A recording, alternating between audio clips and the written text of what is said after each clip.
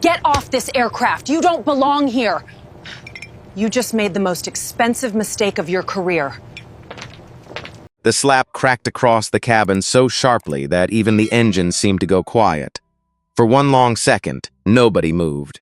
Rachel Morgan stood in the aisle of the private charter jet, with her hand still raised, her breathing tight, her face pale with anger she had mistaken for authority. Around her, the business-class cabin froze under soft amber lights. A glass of whiskey trembled in a passenger's hand. Rain tapped against the small oval windows. Somewhere near the front, a phone camera kept recording. Evelyn Brooks did not fall. She did not scream. She simply turned her face back toward Rachel and adjusted her wire rim glasses with 2 careful fingers. The red mark on her cheek was already rising. Rachel stared at her as if waiting for tears, or panic, or surrender. She got none of it. What she saw instead was stillness, not weakness, not fear. Something colder, something settled. Evelyn looked at her and said quietly, "You just made the most expensive mistake of your career." The words did not sound like a threat. That made them worse. Nobody on that aircraft knew who Evelyn Brooks really was. Nobody had cared enough to ask.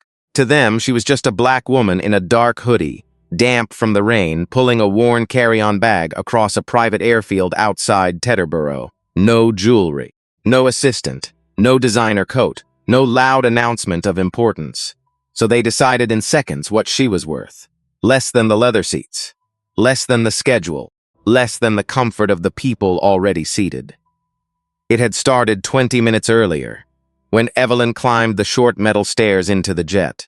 The aircraft was operated by Crestline Air, a luxury charter company with polished brochures, expensive promises, and a culture no investor presentation could fully hide. Rachel greeted the couple ahead of Evelyn with a bright smile. "Good evening, Mr. and Mrs. Ellison. Welcome back." Then Evelyn stepped through the doorway. Rachel's smile changed. It did not disappear all at once. It cooled at the edges. "Boarding confirmation," she said. Evelyn handed over her phone. Rachel looked at the screen for too long. Seat 3A. Full fare. Confirmed. Behind her, Todd Bennett, a silver-haired businessman with a flushed face and a half-empty whiskey glass, leaned out from his seat. "You sure you're on the right plane, sweetheart?" The couple across the aisle looked down at their water glasses. Evelyn said nothing. She had learned long ago that silence made some people reveal themselves faster than argument ever could. Rachel handed the phone back. "I'll need to verify this." "It's already verified," Evelyn said. Rachel's jaw tightened. "Please wait here." 3 minutes passed. Todd chuckled under his breath and said something about people wandering into places they did not belong. Rachel returned with no apology. "The booking appears to be in order," she said. "However, due to weight distribution, we'll need you seated toward the rear." Evelyn lifted her eyes. "My seat is 3A. Rachel leaned closer. Her perfume was sharp and floral. Her voice dropped low enough for only Evelyn to hear. "I strongly suggest you don't make this difficult." Evelyn took one small step forward. Not aggressive, just present. "I paid for 3A. I would like to sit in 3A." Rachel's face hardened. Todd watched with a grin. The cabin waited. Then Rachel's hand moved, fast. Open-palmed, final. The sound split the air. Now, in the silence after it, Rachel seemed almost surprised by what her own hand had done. But pride arrived before remorse could. "This flight is departing shortly," she said, forcing her voice steady. "Any further disruption will result in your removal from the aircraft." Evelyn held her gaze for one more breath. Then she turned and walked to the rear of the cabin. Every step was measured. Every eye followed her. At the back, she sat down, placed her carry-on beneath the seat, and folded her hands in her lap. The rain kept striking the windows. The cabin lights hummed. The passengers pretended to look elsewhere. But one person did not look away. Emily Carter, the youngest flight attendant on board, stood half-hidden near the galley. Her stomach had gone cold. She had seen rude passengers. She had seen difficult crew. But this was different. Because the woman in the hoodie was not acting like someone who had been defeated. She was acting like someone who had just made a decision. Rachel moved through the cabin as if nothing had happened. That was what made it worse. She adjusted a champagne flute near the front.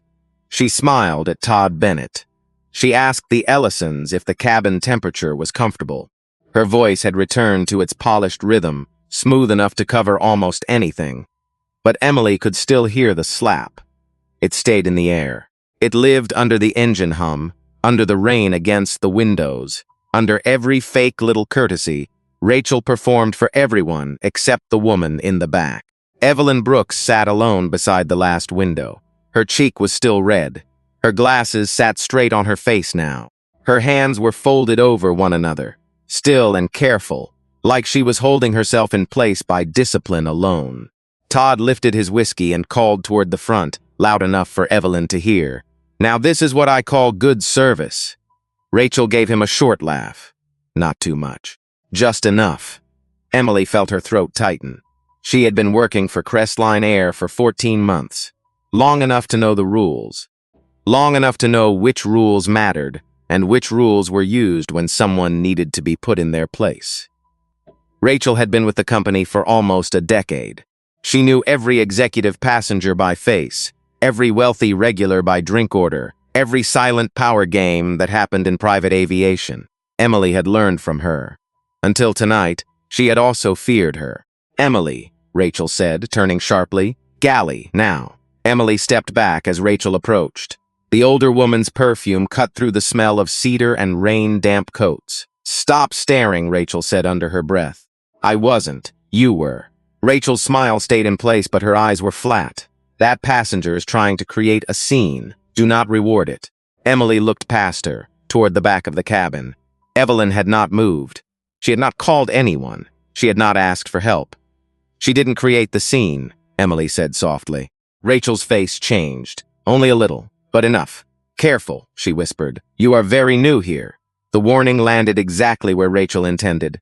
Emily felt it in her stomach. Rent, student loans, her mother's prescriptions back in Ohio, a job she had worked hard to get. All of it flashed through her mind in one cold sweep. Then Rachel turned away and carried warm nuts to Todd in a white ceramic bowl. Emily stood frozen for half a breath.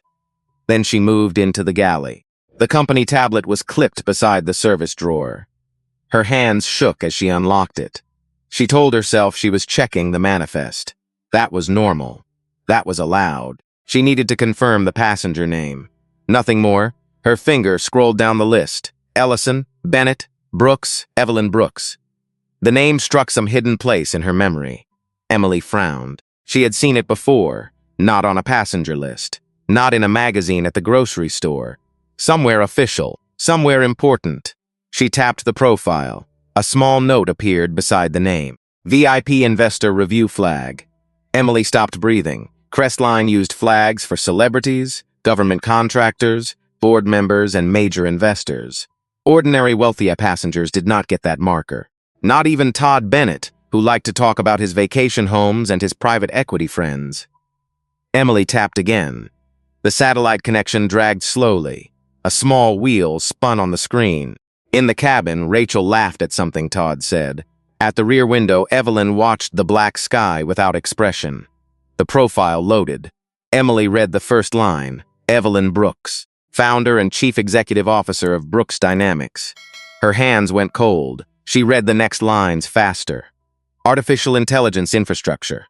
Government contracts. Public company.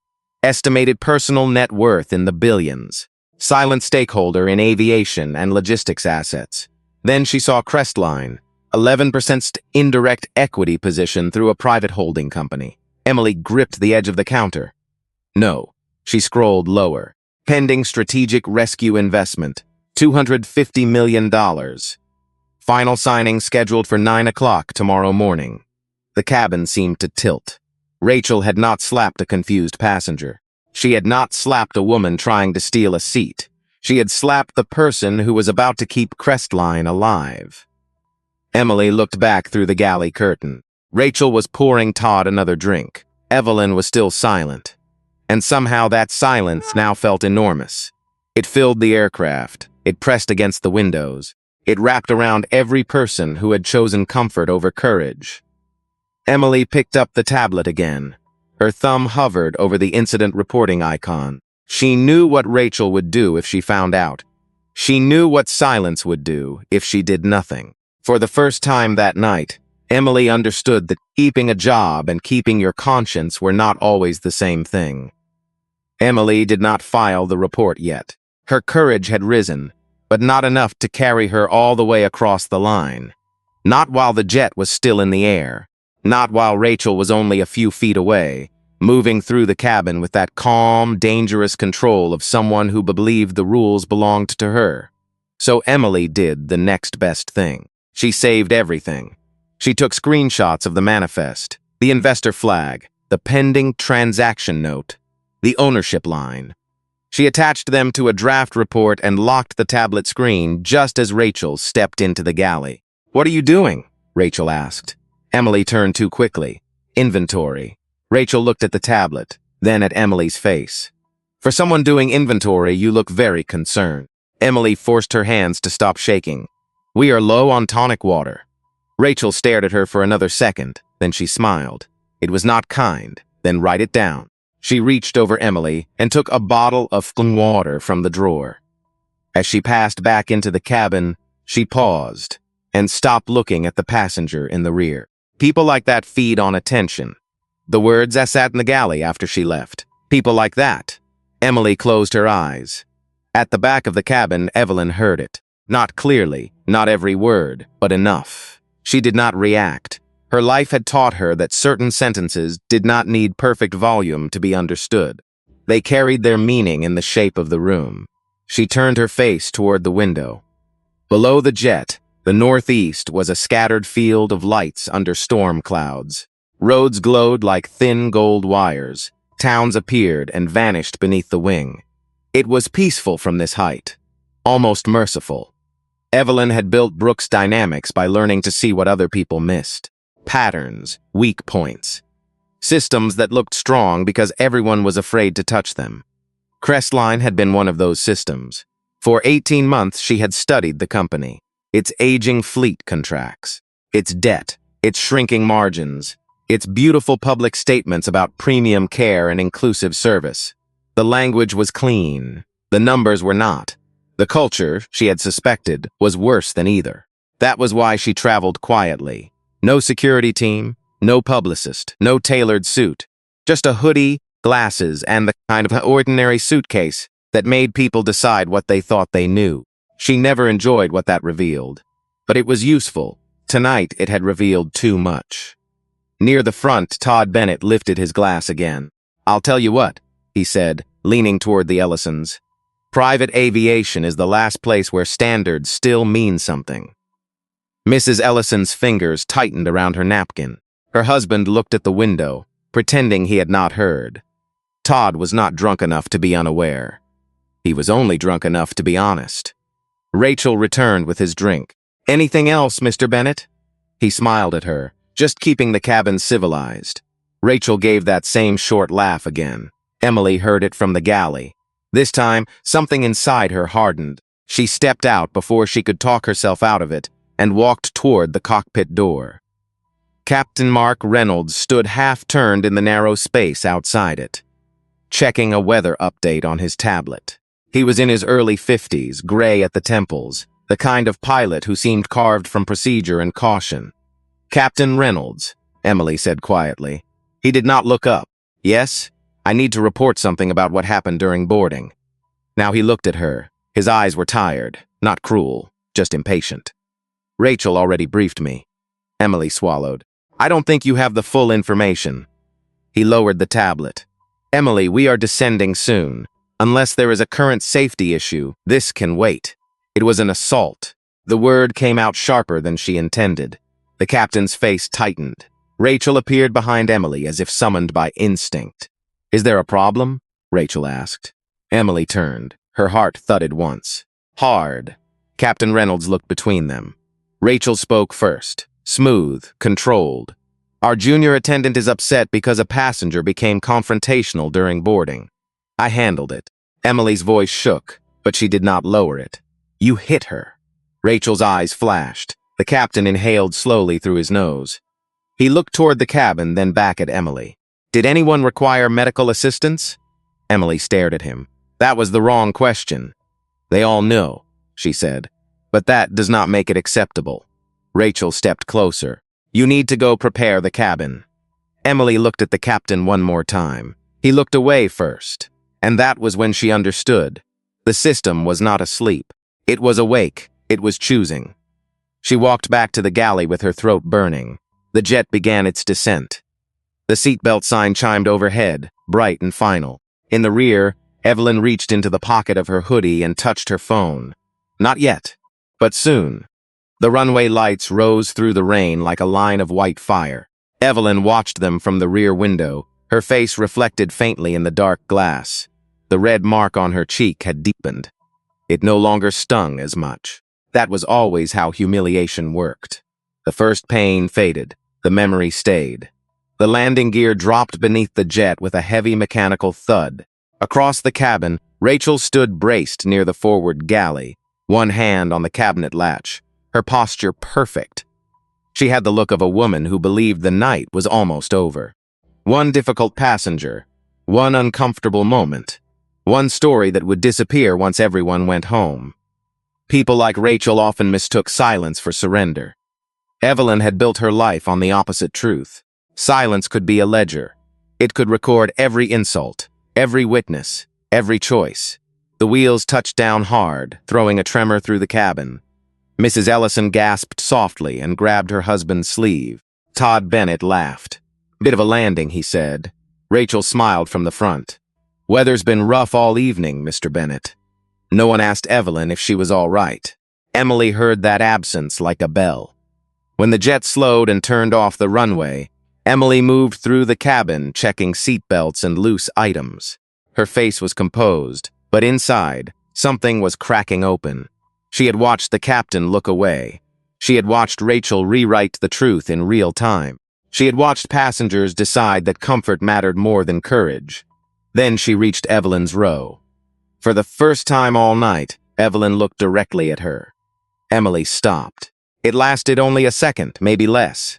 But in that second, Emily felt seen, not judged, not rescued. Seen, I'm sorry, Emily whispered. Rachel's voice cut from the front. Emily. Forward cabin. Emily straightened. Yes. Evelyn gave the smallest nod. That nod nearly broke her. The jet rolled toward the private terminal at Teterboro, where black cars waited under silver rain. The clock above the cabin door read 11:47 in the evening.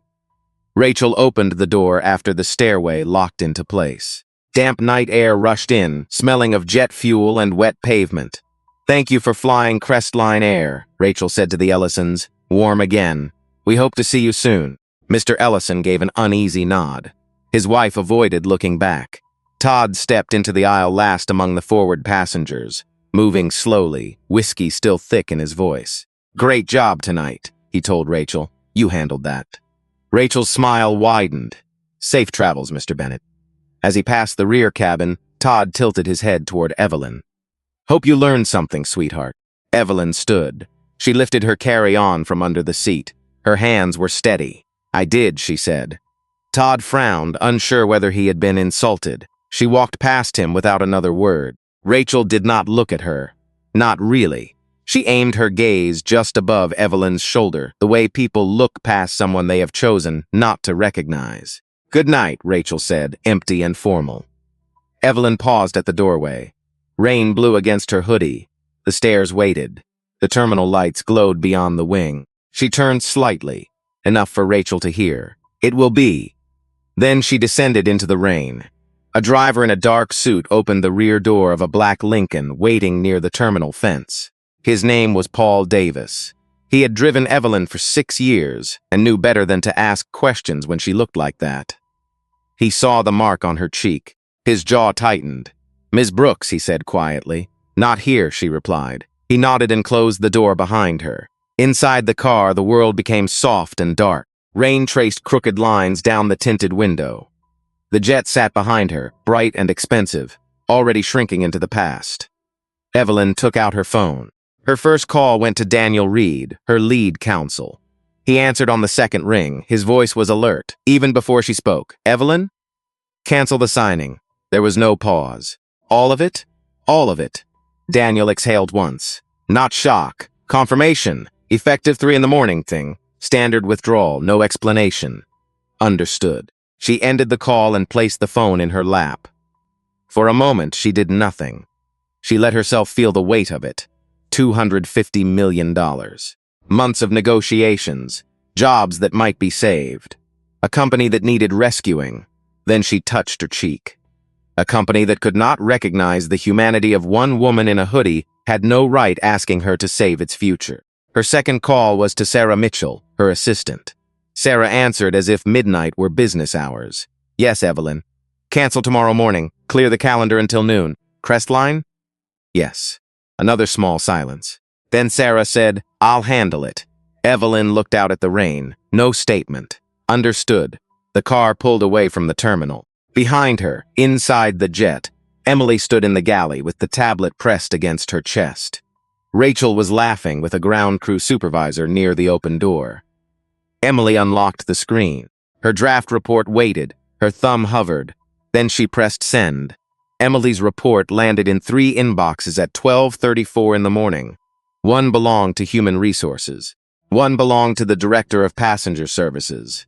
One belonged to the Executive Assistant of William Harrison, the Chief Executive Officer of Crestline Air. Nobody read it right away. That was how companies failed long before the public ever saw the collapse. Not with one explosion. Not with one headline. They failed in small, quiet moments, when the warning was already sitting there, marked urgent, waiting for someone with power to care. Emily sat alone in the empty aircraft after the ground crew left. The cabin lights had been dimmed. The leather seats looked ghostly in the low glow. Rachel had gone into the terminal without speaking to her. Captain Reynolds had signed the flight log and disappeared toward crew transport. Emily remained in the rear row, the same row where Evelyn sat. The tablet rested on her knees. Her report was plain, specific, no dramatic words. Time of boarding, seat assignment, passenger name. Rachel's refusal to honor the confirmed booking, the slap, Captain Reynolds being notified. Rachel's statement in the galley. The investor profile. The pending rescue investment. The screenshots. At the bottom, Emily had written one sentence she almost deleted. I believe this passenger was treated differently because of her appearance and race. She had stared at that sentence for nearly a minute before pressing send. Now her body felt hollow. At 2:58 in the morning, Daniel Reed's law firm sent a formal notice to Crestline Air. It was brief, clean, devastating. At 3 o'clock, William Harrison's phone lit up on the nightstand of his brownstone in Georgetown. He woke because he had trained himself to wake for certain names. Daniel Reed was one of them. The signing was supposed to happen at 9. The $250 million rescue package was supposed to calm lenders, satisfy the board, and give Crestline breathing room for the first time in years. William sat up and read the message. Then he read it again. His wife stirred beside him. Bill? He did not answer. He reached for his glasses with hands that no longer felt steady. The offer had been withdrawn, effective immediately. No further comment, no request to reschedule, no soft language, no door left open. William felt the room shift around him. He opened his email and saw the forwarded report from his assistant. The subject line was marked urgent. Incident involving Evelyn Brooks. The name alone made his stomach tighten. He opened it. By the time he finished reading, the lamp was on, his wife was awake, and William was sitting on the edge of the bed in silence. What happened? She asked. He looked down at the phone in his hand. We may have just lost the company. By 5:15, William had called the board chair, the general counsel, the chief financial officer, and the head of investor relations. No one sounded fully awake at first. Then they heard the name Evelyn Brooks, and sleep left every voice. By 6, the first emergency call began. By 6:40, a junior employee in investor relations made the mistake that turns a private crisis into a public one. He mentioned to a market contact that a planned capital announcement might be delayed. That contact understood what delay meant. By 7:12, a financial news service published a short item. Crestline Air faces uncertainty after reported withdrawal of major rescue investor. It was only 4 paragraphs. It was enough. At Crestline headquarters in Manhattan, the lights were coming on floor by floor. Assistants walked faster than usual. Lawyers arrived without coffee. A communications director stood in a conference room and whispered, "Do we know why she pulled out?" Nobody answered. Then the general counsel opened Emily's report on the large screen. The room went still. There was no commentary as the security footage loaded. Just the soft hum of the projector. The video had no sound at first. It did not need sound. They watched Evelyn step into the cabin. They watched Rach block her. They watched the exchange. Then Rachel's arm moved. Fast, open-palmed. Final. The slap landed in silence, but every person in that room heard it anyway. William Harrison covered his mouth with one hand. Across the table, the board chair closed her eyes. Someone whispered, "Good God." No one defended Rachel now. No one spoke of difficult passengers. No one mentioned procedure. Because power had entered the room at last. And with it came the truth everyone should have cared about, before money made it impossible to ignore. At 7:49, William said the only words he could find. "What have we done?" Rachel Morgan's company phone stopped working at 8:59. At first, she thought the battery had died. She stood in the crew lounge at Teterboro, still in uniform, coffee cooling in her hand, and tapped the black screen with growing irritation. Around her, 2 pilots were watching the morning news without sound. A baggage coordinator argued quietly into a headset. The world looked normal. Then her personal phone buzzed. "Report to Crestline headquarters immediately. Security will meet you in the lobby." Rachel read the message twice. Her first feeling was annoyance. Not fear, annoyance. In her mind, last night had been unpleasant, but contained. A passenger had challenged her authority. She had acted firmly, perhaps too firmly. But private aviation was built on keeping control. That was what passengers paid for. Order, discretion, standards. She told herself this while ordering a car. She told herself this while fixing her lipstick in the restroom mirror. She told herself this while ignoring the faint memory of Evelyn Brooks standing in the aisle, one cheek red. Eyes quiet enough to terrify a stronger person. By 10:38, Rachel walked through the glass doors of Crestline's Manhattan office. The lobby was bright, polished, and cold. White marble floors, fresh orchids. A wall screen playing a silent loop of smiling crews and wealthy passengers. The company's slogan glowed behind the reception desk. Excellence in every journey. A security guard stepped forward. "Ms. Morgan? Yes, I need your access badge." Rachel blinked. "Excuse me? Your badge, Mom?" His voice was polite. That made it worse. People turned their heads. A receptionist looked down quickly. Rachel felt heat move up her neck. There must be some mistake. "I was instructed to collect it." She unclipped the badge from her jacket and placed it in his hand. It felt absurdly small for something that had once opened every door in the building. He led her to a conference room on the 2nd floor. No windows. A glass pitcher of water sat untouched in the center of the table. 2 people from Human Resources waited with a woman from Legal. None of them smiled. Rachel sat. She folded her hands. "I assume this is about last night," she said. The legal representative, a woman named Karen Whitlow, opened a folder. "Yes." Rachel gave a controlled breath. The passenger was confrontational from the moment she boarded. "I followed escalation protocol. I will admit the situation became tense, but I was maintaining cabin safety." No one interrupted. That gave Rachel confidence. She refused instructions. She challenged seating assignments. She created discomfort for other premium passengers. "I have worked for Crestline for almost 10 years. I know when a situation is headed in the wrong direction." Karen looked at her for a long moment. Then she slid a photograph across the table. Rachel looked down. It was a still image from the cabin camera. Her arm was extended. Evelyn's head was turned from the impact. The frame was clear, brutal, undeniable. Rachel's mouth went dry. "That image has been preserved from aircraft security footage," Karen said. "We also have a written incident report, the passenger manifest, internal investor records, and at least one passenger video." Rachel stared at the photograph. For the first time, she saw what others would see. Not a senior attendant maintaining order. Not a professional under pressure. A woman in uniform striking a passenger who had done nothing violent. A black woman seated where she had paid to sit.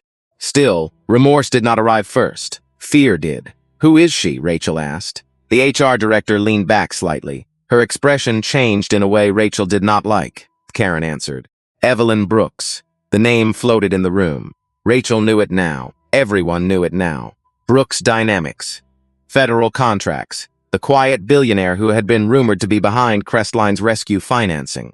Rachel felt the blood drain from her face. She was the investor? Karen did not soften. She was the investor. The words struck harder than any accusation. Outside that room, the morning was turning against Crestline. The first financial headline had spread. Then another. Then a third. By late morning, business channels were asking why a major rescue investment had disappeared hours before signing. By noon, social media had found the passenger video. Blurry at first. Then clearer. A woman in a hoodie. A slap. A cabin full of silence. Emily Carter watched the clip from her apartment, still in yesterday's clothes, hands wrapped around a mug she had not touched. Todd Bennett saw it too, from the back seat of a car, and quickly deleted a post he had made about excellent service. Mrs. Ellison sat at her kitchen table and cried without fully understanding why. Maybe because she had been there. Maybe because she had said nothing. In the windowless room, Rachel kept looking at the photograph. She wanted to say she had not known who Evelyn was, but somewhere deep inside, beneath the panic and the shame, she understood the terrible truth. That explanation would not save her. It would condemn her. By noon, the story no longer belonged to Crestline. It belonged to everyone who had ever been looked over, questioned, followed, doubted, or asked to prove they belonged in a place they had already earned the right to enter. The first video was grainy. A phone held at an awkward angle. Rain streaked across the cabin window behind Evelyn. Rachel's white sleeve flashed through the frame. Then the slap. Quick, sharp, ugly. The second video was clearer. Someone near the aisle had captured Todd Bennett laughing afterward, captured Rachel smiling at him, captured Evelyn walking to the rear of the cabin alone, carrying herself with a kind of quiet dignity that made the cruelty around her look smaller and meaner by comparison. By 1:15, the clips were on every major platform. By 2, Crestline's largest corporate sponsor announced it was reviewing its partnership. By 2:30, another sponsor paused a campaign scheduled to launch the following week. By 3, cable news had the footage on a loop. In a studio in Midtown Manhattan, a veteran anchor named Christine Wallace sat behind a glass desk, watching the clip before going live. She had covered market crashes, government hearings, airline disasters, and corporate scandals.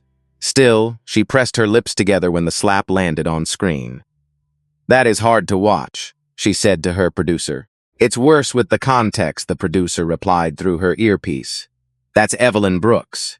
Christine looked up. The name changed the story for markets. It did not change the moral fact. That was what bothered her most. Across the city, Evelyn sat in her office on the 32nd floor of Brooks Dynamics headquarters. The space was calm and spare. No wall of awards. No dramatic skyline performance. Just glass, warm wood, a long table, and the low murmur of people doing serious work. Sarah Mitchell stood near the door with a tablet. "Sylvia is asking whether you want to release a statement." Evelyn looked out at the city. Traffic moved below in slow silver lines. "Not yet."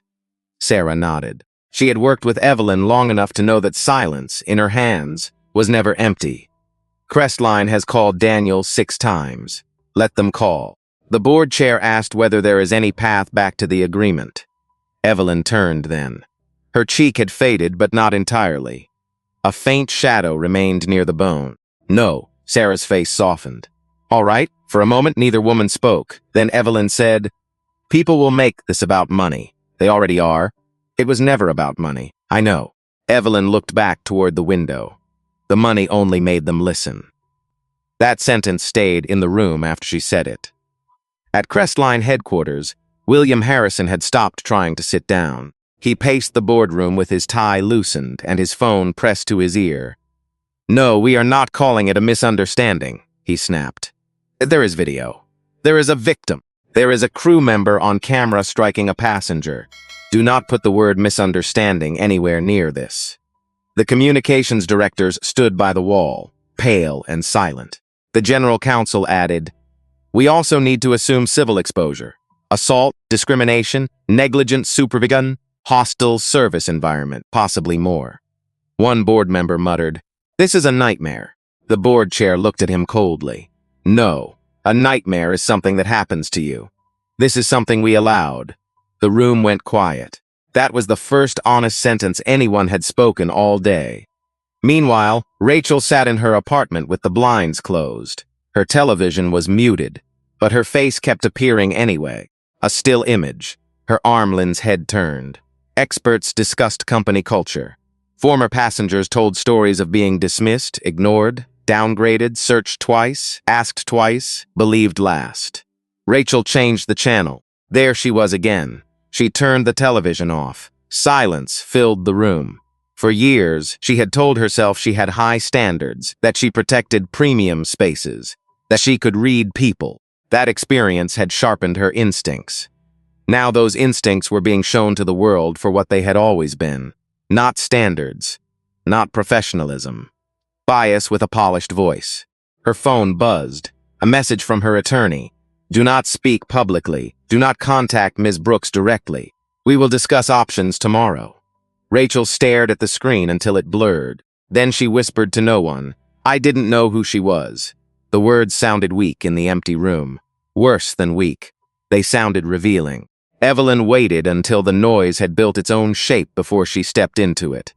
That was what Sylvia Grant, her public relations counsel, had advised. Not because Evelyn needed protection, because the truth sometimes landed harder when people had already tried and failed to explain it away. The interview was set for 4 o'clock the next afternoon. By then, Crestline had lost more than a rescue deal. It had lost trust. The stock had fallen again before lunch. Sponsors were backing away in language polished by lawyers. Former employees had begun speaking anonymously to reporters about a culture where certain passengers were called difficult before they ever opened their mouths.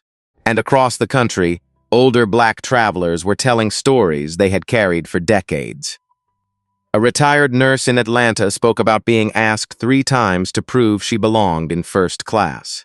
A pastor in Detroit said he had been followed through a private lounge by staff who never followed anyone else.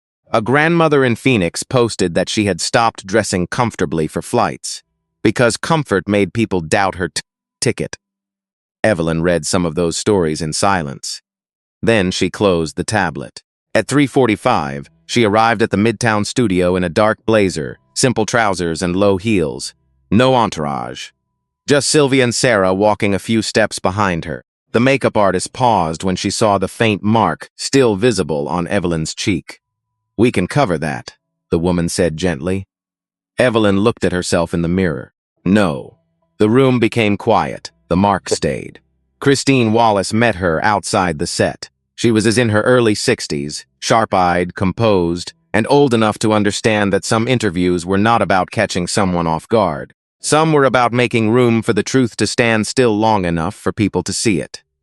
"Ms. Brooks," Christine said, "thank you for being here." Evelyn shook her hand. "Thank you for having me. Are you ready?" Evelyn looked toward the cameras. Yes. The red light came on.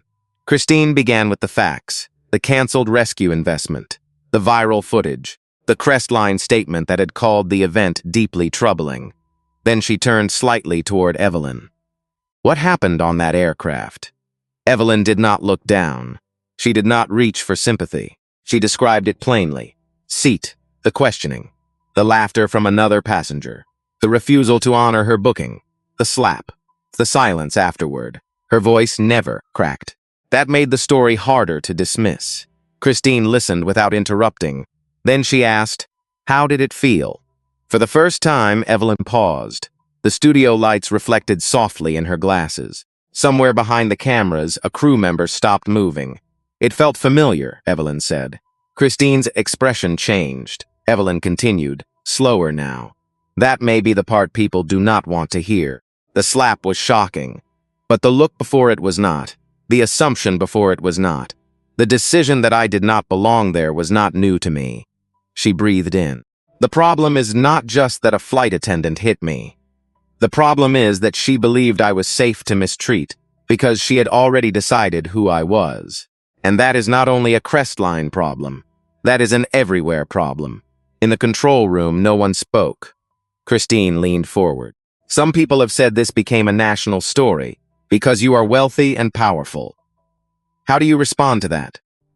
Evelyn nodded once, as if she had expected the question. They are right, she said, and that should trouble all of us. Christine stayed still.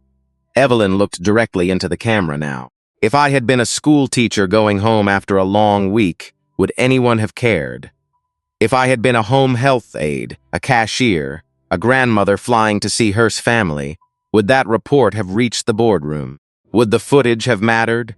I do not know, but I know this. Respect should never depend on whether the person you are facing can cost you money. The words moved fast after that. Clips spread before the interview had even ended. Christine asked whether Evelyn would reconsider the investment. No, Evelyn said. No hesitation. Crestline does not need a branding repair. It needs a culture it has not shown the courage to build.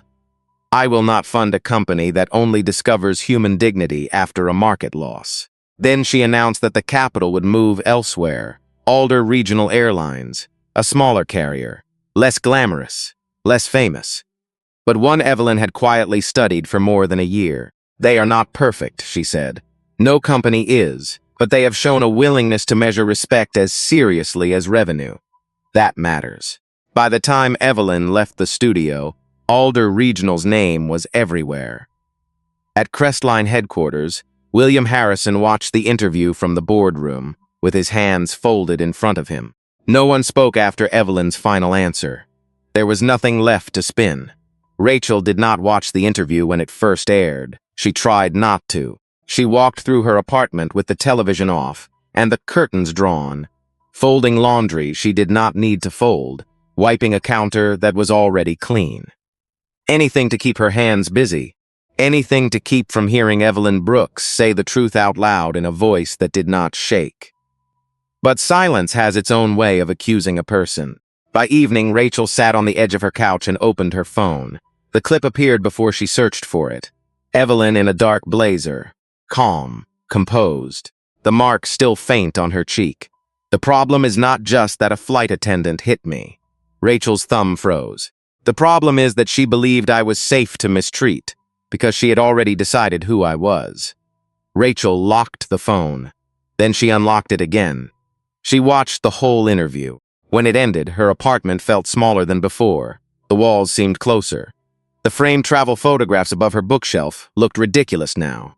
Paris, Aspen, Miami, places she had visited while wearing a uniform that made her feel important beside people who were richer than she would ever be. That had been part of it.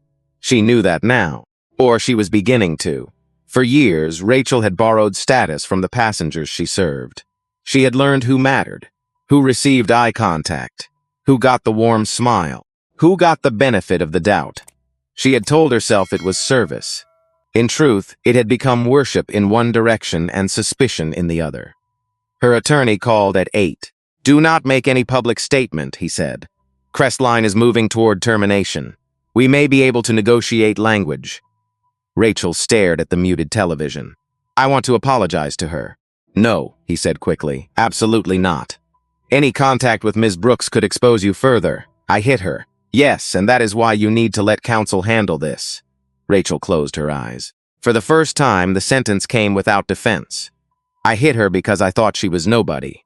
The attorney went quiet. Rachel opened her eyes. "That's what this is, isn't it?" He sighed. "Rachel, this is not the time for moral reflection. This is the time for legal caution." But she was past caution now. Not brave, not redeemed, just cornered by the truth. 3 days later, Daniel Reed's office received a request through Rachel's attorney.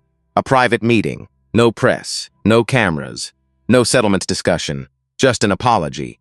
Daniel advised Evelyn to decline. "You owe her nothing," he said from across Evelyn's office. Evelyn sat behind her desk reading the request once, then again. "I know. She may be trying to soften liability. Maybe. She may want forgiveness for herself, not accountability." "Probably." Daniel leaned back. "Then why consider it?" Evelyn looked toward the window. Late afternoon light moved across the buildings in pale gold. Because people can be consequences and still be human. Daniel said nothing. I am not meeting her to make her feel better, Evelyn continued. I am meeting her because there are things she needs to hear from the person she thought she could erase. The meeting was scheduled for the following Monday. Rachel arrived 15 minutes early at Brooks Dynamics headquarters. She wore a plain gray sweater, black pants, and no makeup beyond what she needed to look awake. Without the Crestline uniform, she looked smaller, not harmless, just stripped of the costume that had once carried her authority. In the lobby, people moved around her without recognizing her. That anonymity struck her harder than she expected. A week earlier, she would have found it insulting. Now it felt deserved. Sarah Mitchell came down to meet her. Ms. Brooks will see you now. Rachel followed her into the elevator. The ride to the 32nd floor was silent, except for the soft mechanical hum. Rachel had rehearsed for days. She had written sentences on legal pads, crossed them out, started over. I was under pressure. I misread the situation. I did not know who you were. By the time the elevator doors opened, she knew all of them were wrong. Sarah led her into a small conference room. No cameras, no lawyers at the table. Just a pitcher of water, 2 glasses, and Evelyn Brooks seated near the window. Evelyn stood. Rachel almost wished she had not. The courtesy made the shame worse. Ms. Morgan, Evelyn said. Rachel swallowed. Ms. Brooks. They sat. For a few seconds, neither woman spoke. Rachel looked at Evelyn's face, at the faint shadow where her hand had landed, and something inside her finally broke in a clean, quiet way. I am sorry, she said. Her voice cracked. She tried again. I am sorry for striking you. I am sorry for humiliating you.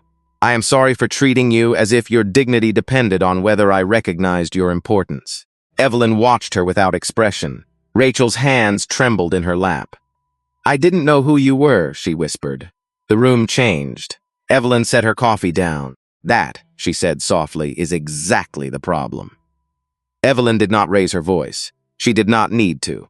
Across the table, Rachel Morgan sat with her shoulders drawn inward, as if the room itself had finally become heavier than her pride.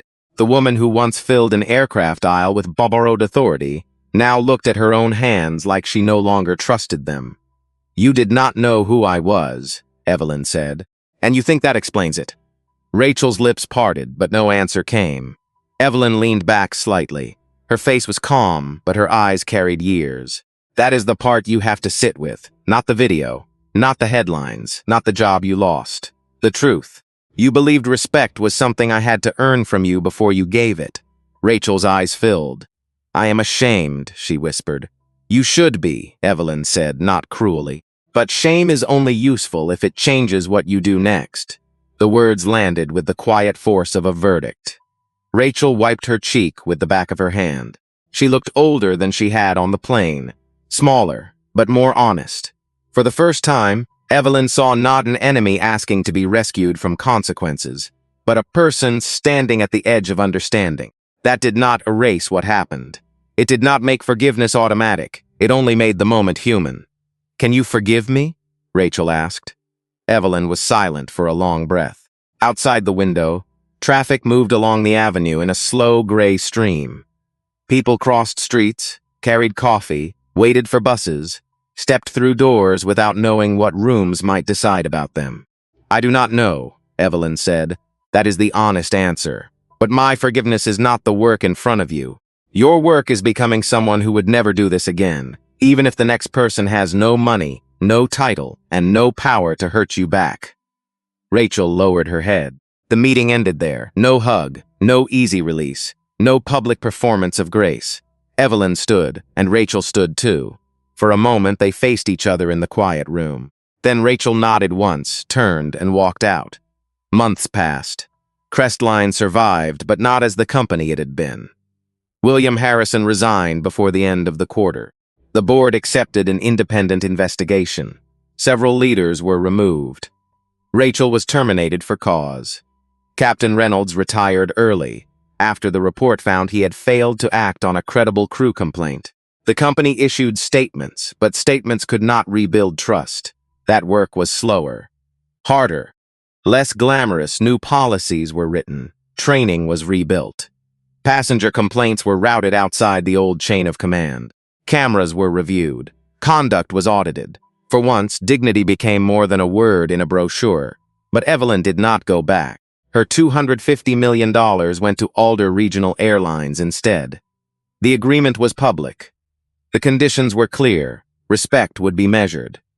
Bias complaints would be investigated by an outside firm. Executive bonuses would depend not only on profit, but on how passengers were treated when no one important seemed to be watching. Emily Carter joined the new passenger experience team 6 weeks later. On her first day, she stood in a training room in Chicago, looking at a group of new hires. Her voice shook at first, then steadied. If something feels wrong, she told them, do not wait for someone more powerful to notice. Sometimes you are the witness.